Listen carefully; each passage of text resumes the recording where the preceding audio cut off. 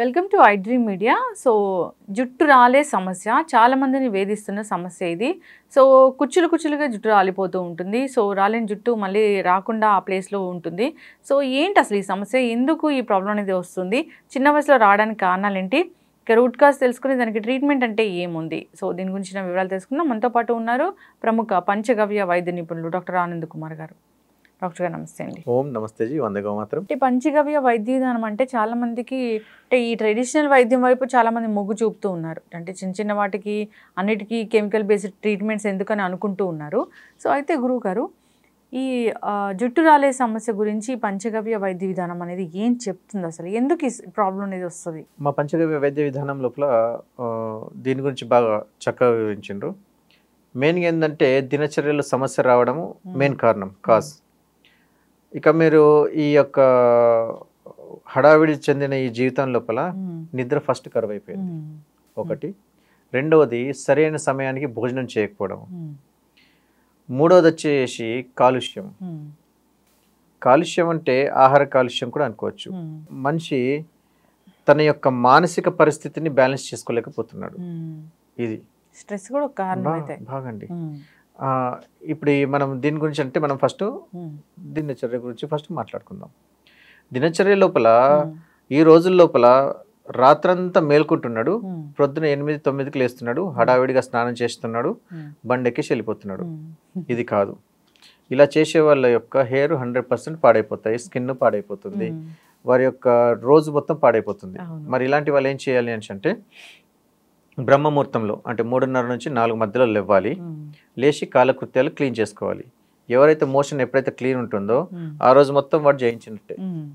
ఎవరైతే మోషన్ ఆ రోజు క్లీన్ లేదో ఆ రోజు అజయమే, అంటే అసలు గెలవలేడు, ఓడిపోయినట్టే లెక్క. ఎందుకంటే అన్కంఫర్టబుల్గా ఫీల్ అయిపోతూ ఉంటారు రోజంతా. తర్వాత వచ్చేసి ఫస్ట్ భోజనము సూర్యోదయం అయిపోయిన 6 నుంచి 8 గంటల లోపల మొత్తం అయిపోవాలి.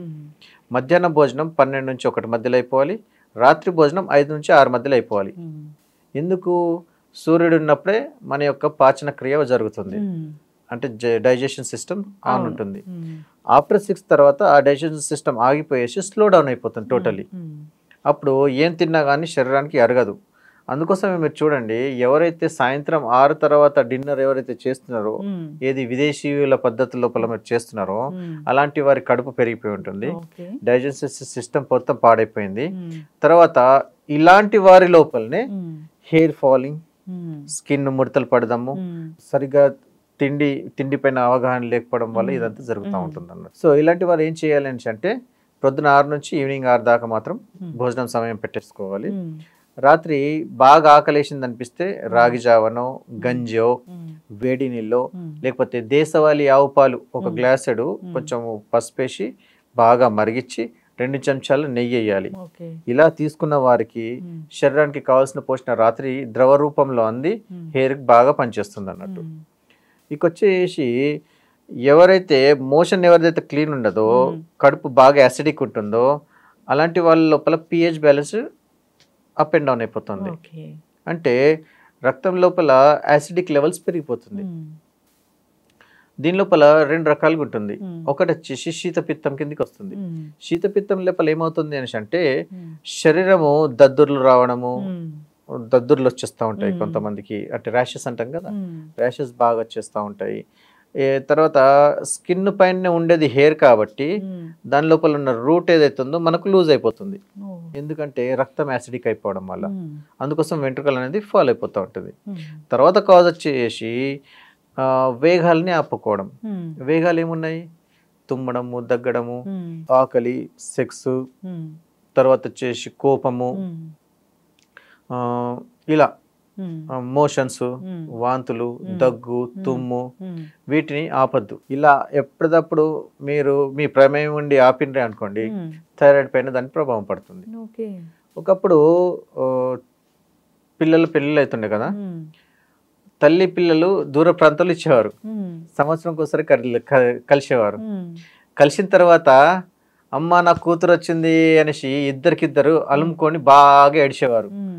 అదొక ప్రోగ్రామ్ అన్నట్టు, ఒక హాఫ్ అన్ అవర్ ప్రోగ్రామ్ ఉంటుండే. ఏడుస్తూ ఉండరు బాగా, ఏం దెబ్బ ఏడుస్తున్నారు అసలు పద్ధతి లేకుండా అని అనుకునేవారు అప్పట్లో.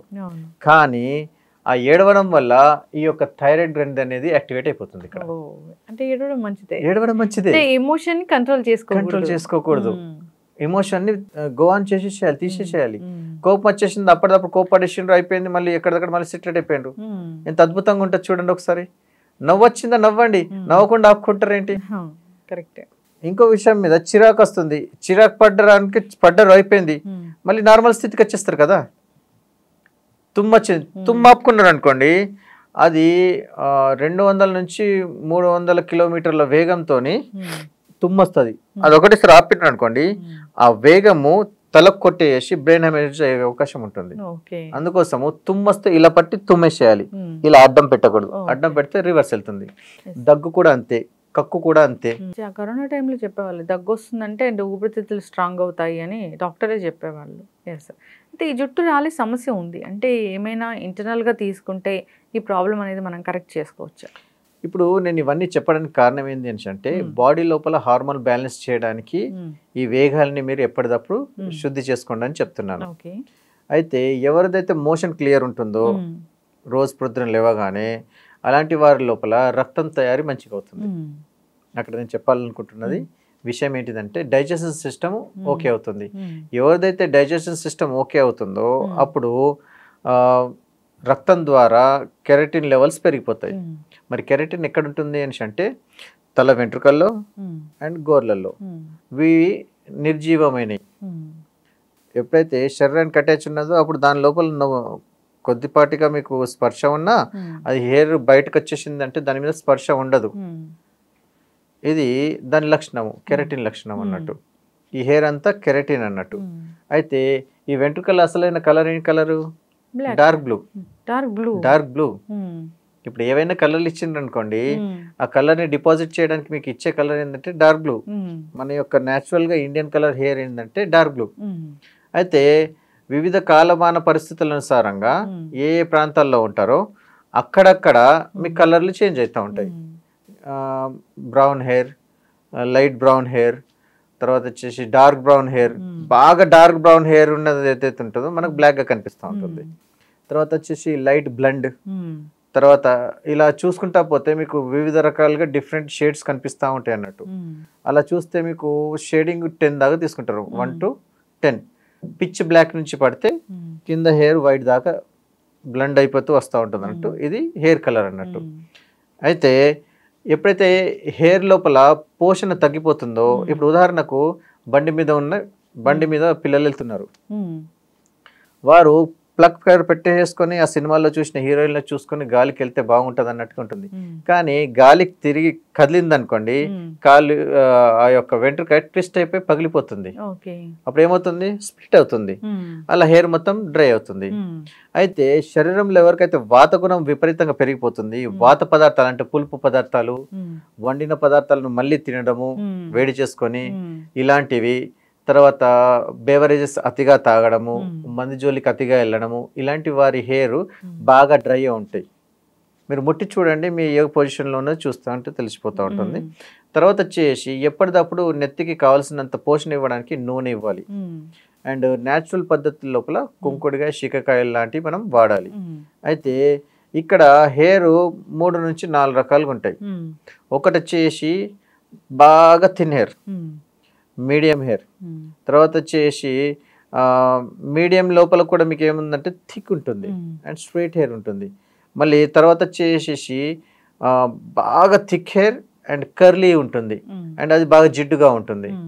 సో ఇవన్నిటికీ వాటి యొక్క స్థితిని అనుసారంగా మనకు ఆయుర్వేదిక డాక్టర్ నిపుణులు ఏం చేస్తారని అంటే మీకు ఎలా కుంకుడుకాయని వాడాలి, ఎలా శీకాకాయని వాడాలి, మందార పాకులు ఎన్ని వేయాలి, పందార పువ్వులు ఎన్ని వేయాలి, నిమ్మకాయ వాడాలా వద్దా, ఇలా అన్ని మీకు చెప్తా వస్తారు.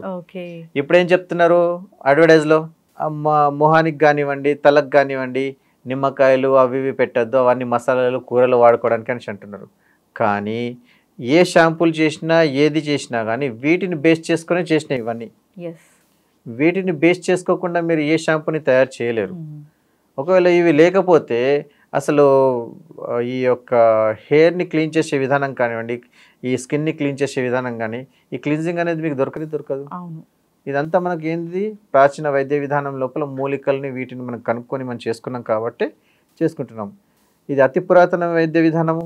దీని లోపల హెయిర్ని నల్లగా చేసే మీకు న్యాచురల్ ఇంగ్రీడియంట్స్ ఉన్నాయి. దాని లోపల మనం మెహందీ అనుకోవచ్చు, నీలి ఆకు అనేసి అనుకోవచ్చు. నీలి ఆకుతో మనం నలుపు రంగు చేసుకోవచ్చు. మెహందీతో మనకు డార్క్ ఆరెంజ్, డార్క్ రెడ్కి వెళ్ళిపోవచ్చు దాని యొక్క స్థితిని బట్టి. కెమికలైజ్ చేసిందంటే వెంట్రుకలు రాలిపోతాయి. సో సరి అయిన అవగాహన ఉన్న వైద్య నిపుణులు అంటే ఇప్పుడు వీళ్ళని ఏమంటారంటే ట్రైకాలజిస్ట్ అంటారు. నేను ట్రైకాలజీ కూడా చదివాను.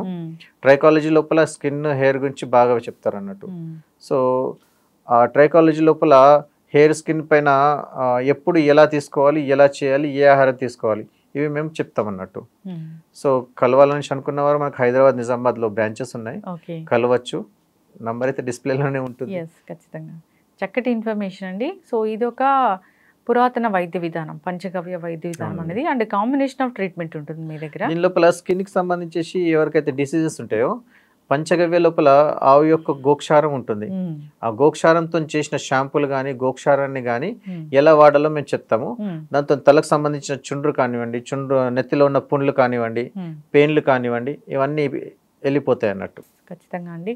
న్యాచురల్ ప్రోడక్ట్స్ వైపు అందరూ చూస్తూ ఉన్నారు. సో న్యాచురల్ వేస్లో జీవించడం ఎలాగని కూడా ఆలోచిస్తూ ఉన్నారు. ఏదైతే కోవిడ్ వచ్చిందో అప్పటి నుంచి ఇలాంటి లైఫ్ స్టైల్ అనేది మళ్ళీ మన పాత పద్ధతులు ఏంటి అనేది అందరూ గుర్తు చేసుకుంటూ ఉన్నారు, అనుసరిస్తూ ఉన్నారు, ఆచరిస్తూ ఉన్నారు. ఖచ్చితంగా అండి ఇబ్బంది పడుతున్న వాళ్ళకి కాంటాక్ట్ చేయాలని కోరుకున్నాం. హెయిర్ ఫాల్ ఇష్యూ అనేది అందరిలో చూస్తూ ఉన్న సమస్య, ఇంకా కొందరిలో అయితే ఎక్కువగా ఉంటుంది. డిపెండ్స్ ఆన్ వాళ్ళ రూట్ కాజ్ ఏంటి అనేది, వాళ్ళ లైఫ్ స్టైల్ ఏంటి అనేది అన్నీ కూడా తెలుసుకోవాల్సి ఉంటుంది. చాలా చక్కటి ఇన్ఫర్మేషన్ గురువు గారు. ఈ సిరీస్ అనేది మనం కంటిన్యూ చేద్దాము. మీ వైద్య విధానం అయితే చాలా బాగుంది. ధన్యవాదాలండి. ఓం నమస్తే జీ, వందే గోమాతరం.